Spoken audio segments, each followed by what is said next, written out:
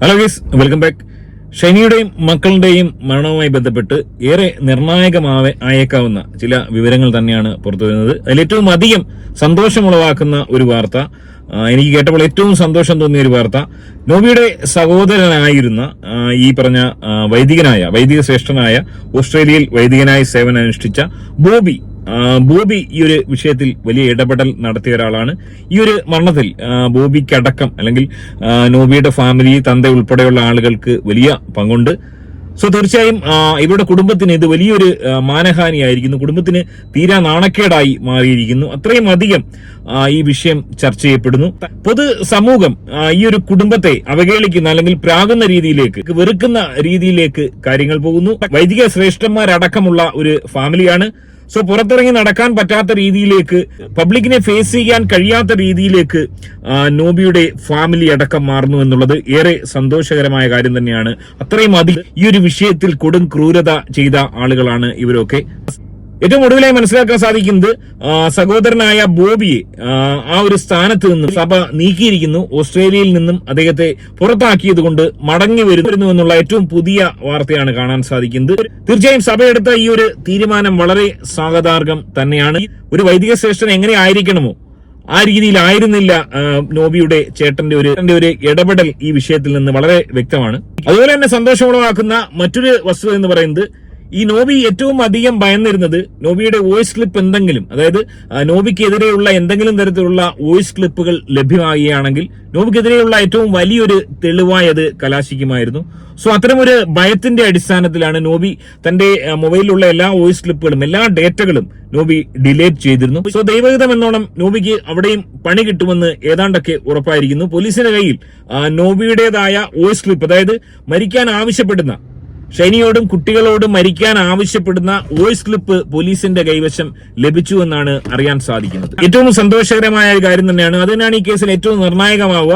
അത്തരമൊരു ആത്മഹത്യാ പ്രേരണ കുറ്റമെങ്കിലും നോബിയുടെ മേളിൽ ചുമത്തണമെങ്കിൽ ഏതെങ്കിലും തരത്തിലുള്ള ഈ പറഞ്ഞ വോയിസ് ക്ലിപ്പ് നോബി കൊടുത്തിട്ടുണ്ടെങ്കിൽ അത് ലഭ്യമാകുകയാണെങ്കിൽ ഏറ്റവും വലിയൊരു തെളിവായത് മാറും. ഉടനൊന്നും നോബിക്ക് പുറത്തിറങ്ങി ഒരുപക്ഷെ നോബി ആഗ്രഹിക്കുന്ന രീതിയിൽ ഒരു പുതിയ കല്യാണം കഴിച്ച് സ്വസ്ഥമായി ജീവിക്കാൻ കഴിയുമെന്ന് എനിക്ക് തോന്നുന്നില്ല. കാരണം നോബിക്കെതിരെയുള്ള ഏറ്റവും വലിയൊരു തെളിവായി ഒരുപക്ഷെ ഈ ഒരു വോയിസ് ക്ലിപ്പ് കലാശിച്ചു. ഇതിന്റെ മറുവശം ഞാൻ ഇന്നലെ പറഞ്ഞ കുറച്ച് കാര്യങ്ങൾ, അതായത് ഈ ഒരു വിഷയത്തിൽ, അതായത് ഈ ഷൈനിയുടെ തന്ത അടക്കം കുറ്റക്കാരാണ്, ഷൈനിയുടെ ഫാമിലി അടക്കം, ഷൈനിയുടെ സഹോദരങ്ങൾ അടക്കം ഈ വിഷയത്തിൽ കുറ്റക്കാർ. അതായത് ഷൈനി ആത്മഹത്യക്ക് മുമ്പ് ഏതാണ്ട് 4 ദിവസം മുൻപ് അവിടെ പോയി റിഹേഴ്സൽ ചെയ്യുന്നു. വലിയ രീതിയിലുള്ള മാനസിക വിഭ്രാന്തിയിലൂടെ ഷൈനി കടന്നുപോയ ഘട്ടങ്ങളിലൊന്നും ഈ പറയപ്പെടുന്ന ആളുകളൊന്നും ഷൈനിക്ക് ഒരു സാന്ത്വനം കൊടുക്കാനോ ഷൈനി ഒന്ന് കൈപിടിച്ചുയർത്താനോ വന്നില്ല.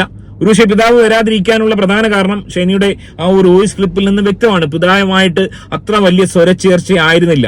പൊതുവെ നമ്മുടെ ഈ ക്രിസ്ത്യൻ സമുദായത്തിൽ, ഞാനും ക്രിസ്ത്യനാണ്, കണ്ടുവരുന്ന രീതി എന്ന് വെച്ച് കഴിഞ്ഞാൽ പെൺമക്കളെ വലിയ രീതിയിൽ പരിഗണിക്കാത്തൊരവസ്ഥ. അവർക്ക് വേണ്ട കാര്യങ്ങൾ ചെയ്തു കൊടുക്കാതിരിക്കുക, തുല്യ സ്വത്ത് കൊടുക്കാതിരിക്കുക, കല്യാണത്തിന് ശേഷം അവരെ അവഗണിച്ചു വിടുക. പൊതുവെ ക്രിസ്ത്യൻ സമുദായത്തിൽ, പ്രത്യേകിച്ച് വടക്കൻ മേഖലയിൽ ഏറ്റവും അധികം കണ്ടുവരുന്ന രീതിയാണിത്. അത്തരത്തിൽ ഒരു രീതി തന്നെയായിരിക്കാം ഈ ഷൈനിയുടെ പിതാവും മാതാവും ഇവിടെ അപലപിച്ചിരിക്കുന്നത്. സോ തീർച്ചയായും ഞാൻ മനസ്സിലാക്കുന്നത് അതുകൊണ്ട് തന്നെയായിരിക്കാം ഷൈനിയും ഷൈനിയുടെ പിതാവും തമ്മിൽ, അല്ലെങ്കിൽ മാതാവും തമ്മിൽ, ഇവർ തങ്ങളിൽ വലിയൊരു സ്വരച്ചേർച്ച അല്ലായിരുന്നു എന്നുള്ളത് വ്യക്തമാണ്. എന്നാൽ ആംഗ്ലമാർ അവരുടേതായ രീതിയിൽ സഹായിച്ചിരുന്നു എന്നും കേൾക്കുന്നുണ്ട്. എന്നാൽ ഈ ഒരു ഘട്ടത്തിൽ ഇവരാരും തന്നെ ഷൈനിയുടെ ഈ ദുർഘടമായ ഘട്ടത്തിൽ ഷൈനിയെ സഹായിക്കാനോ ഒരു വാക്കുകൊണ്ടോ പ്രവൃത്തി കൊണ്ടോ ഷൈനിക്കൊരു സാന്ത്വനം നൽകിയിരുന്നെങ്കിൽ ഒരുപക്ഷെ ഷൈനിയും കുട്ടികളും ഇന്ന് ജീവനോടെ ഉണ്ടാകുമായിരുന്നു. ഈ ഒരു വിഷയം മുഖ്യധാരയിലോട്ട് എത്തിച്ചത് മറുനാടൻ മലയാളി ചാനലാണ്. ആ ചാനലിൽ പോലും ഈ പറഞ്ഞ തന്തയുടെ ഇന്റർവ്യൂ എടുക്കുമ്പോൾ പോലും തന്തയുടെ ആ ഒരു രീതികൾ, ആ ആറ്റിറ്റ്യൂഡിനെ പോലും വലുതായി വിമർശിച്ചു കണ്ടില്ല. എന്നാൽ ഇന്ന് അദ്ദേഹം ആ ഒരു വിഷയത്തിൽ അദ്ദേഹത്തിന്റെ അഭിപ്രായം രേഖപ്പെടുത്തിയിരിക്കുന്നു. തന്ത ഉൾപ്പെടെയുള്ള ആളുകൾ, അതായത് ഷൈനിയുടെ മരണത്തിന് വലിയൊരു മുഖ്യ പങ്ക് വഹിച്ചിരിക്കുന്നത് ഈ തന്ത എന്ന് പറയുന്ന ഈ വ്യക്തി ഉൾപ്പെടെയാണ്. ഇതെല്ലാം നിങ്ങളിപ്പോ കുടുംബശ്രീ അത് ഇവിടെ എങ്ങനെ തരുന്നത്? ഞാൻ അതിൻ്റെ ആവശ്യം എനിക്കില്ല. എനിക്ക് എൻ്റെ പിള്ളേർ ചിലതിന് തരുന്നു. ഇപ്പം ഈ 9 മാസവും പിള്ളേർ 3 പേരും കൂടിയാണ്. ഈ നോബി പറഞ്ഞത്, നോബി ഈ 3 ലക്ഷം രൂപ നിങ്ങളത് പിന്നെ നോബി പറഞ്ഞത് 3 ലക്ഷം രൂപ അവിടെ നിന്ന് എടുത്ത് ഈ വീട്ടിൽ കൊണ്ട് ചെലവാക്കി. അതെങ്ങനെ ഈ വീട്ടിൽ ചെലവാക്കാം? അവിടെയല്ലേ ഏറ്റവും വലിയ തെറ്റ്.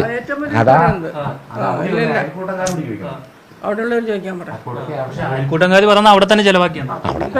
അതായത് സ്വന്തം മകൾ മരിച്ച്, പേരക്കുട്ടികൾ അടക്കം മരിച്ച്, സുന്ദരിമാരായിട്ടുള്ള 2 മാലാഖ കുട്ടികൾ അടക്കം മരിച്ചതിന് ശേഷം 2-3 ദിവസത്തിനുള്ളിൽ ഒരു ഓൺലൈൻ ചാനലിന് കൊടുക്കുന്ന ഇന്റർവ്യൂ ആണിത്. അവിടെ ഒരു ആറ്റിറ്റ്യൂഡ് ശ്രദ്ധിക്കുക. ഇയാളെ തന്തയെന്നാണോ അതോ തന്തയില്ലാത്തവെന്നാണോ വിളിക്കേണ്ടത്?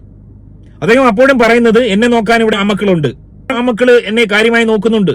അവിടെ വലിയൊരു അവഗണനയാണ് മരിച്ചതിന് ശേഷവും ഷൈനി എന്ന പെൺകുട്ടിക്ക് നൽകുന്നത്. ദേഹം മാസവും പിള്ളേർ 3 പേരും കൂടിയാ. ഈ നോബി പറഞ്ഞതേ, നോബി ഈ 3 ലക്ഷം രൂപ നിങ്ങളത് പിന്നെ നോബി പറഞ്ഞത് 3 ലക്ഷം രൂപ അവിടെ നിന്ന് എടുത്ത് ഈ വീട്ടിൽ കൊണ്ട് ചെലവാക്കിയാണ്. അതെങ്ങനെ ഈ വീട്ടിൽ ചെലവാക്കാം? അവിടെയല്ലേ ഏറ്റവും വലിയ തെറ്റ്.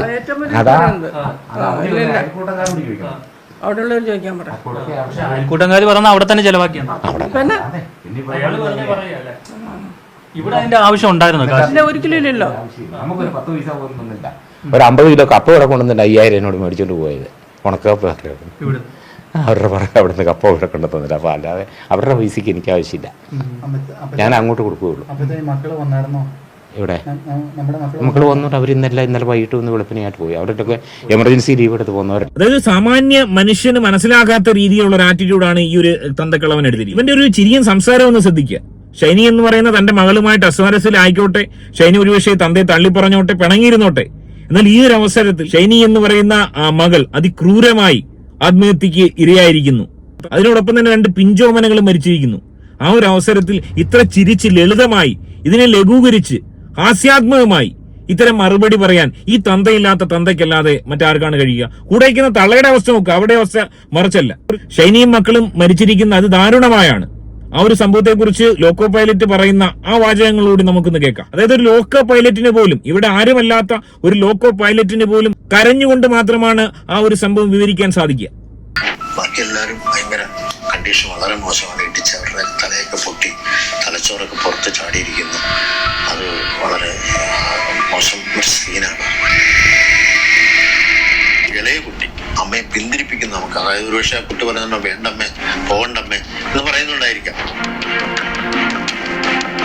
അത് വളരെ ദുഃഖകരമാണ്. കാരണം ഒന്നും അറിയാൻ വയ്യാത്ത ആ കുട്ടിയെ അങ്ങനെ ജീവിതം ഇനിയും ജീവിച്ച് തീർക്കാനിരിക്കുന്നുള്ളൂ. അപ്പൊ അമ്മയ്ക്ക് ഉണ്ടായ പെട്ടെന്നുള്ള ഒരു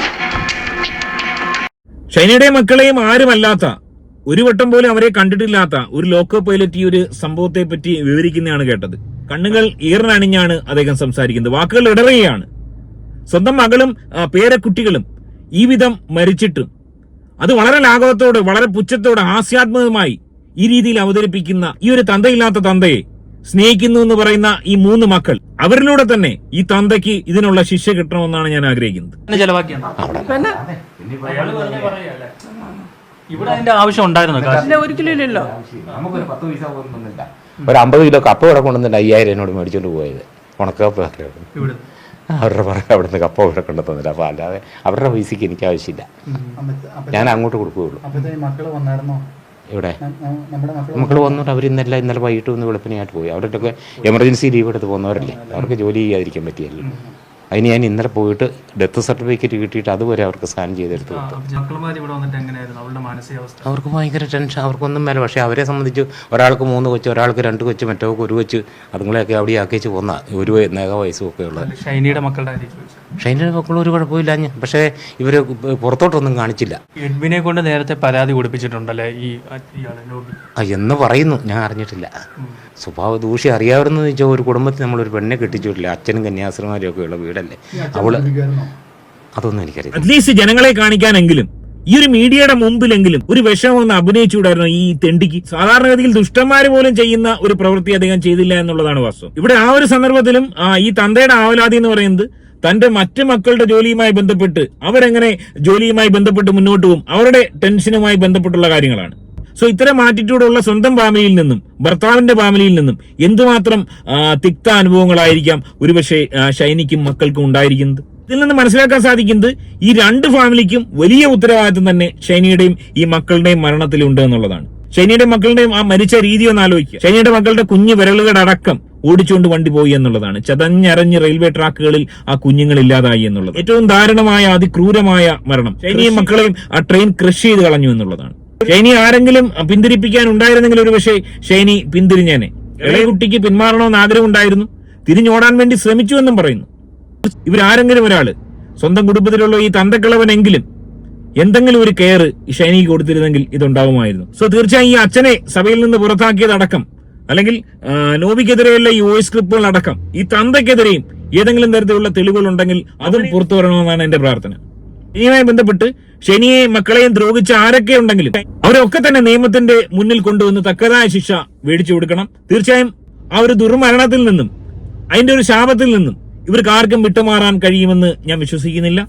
കാരണം അത്രയും അധികം ക്രൂരതയാണ് ഈ രണ്ട് കുടുംബങ്ങളും ഷൈനിക്കെതിരെ ചെയ്തിരിക്കുന്നത്. സ്വന്തം തന്തയില്ലാത്ത ഈ തന്തയടക്കം ഷൈനിയോടും മക്കളോടും ചെയ്തിരിക്കുന്നത്. തെറ്റ് ചെയ്ത എല്ലാ വ്യക്തികൾക്കും തക്കതായ ശിക്ഷ കിട്ടട്ടെ എന്ന് നമുക്ക് ആഗ്രഹിക്കാം. ഈ വിഷയത്തിൽ നിങ്ങളുടെ അഭിപ്രായം കമന്റായി രേഖപ്പെടുത്തുക. മറ്റൊരു വീഡിയോ ആയിട്ട് കാണാം. ബൈ.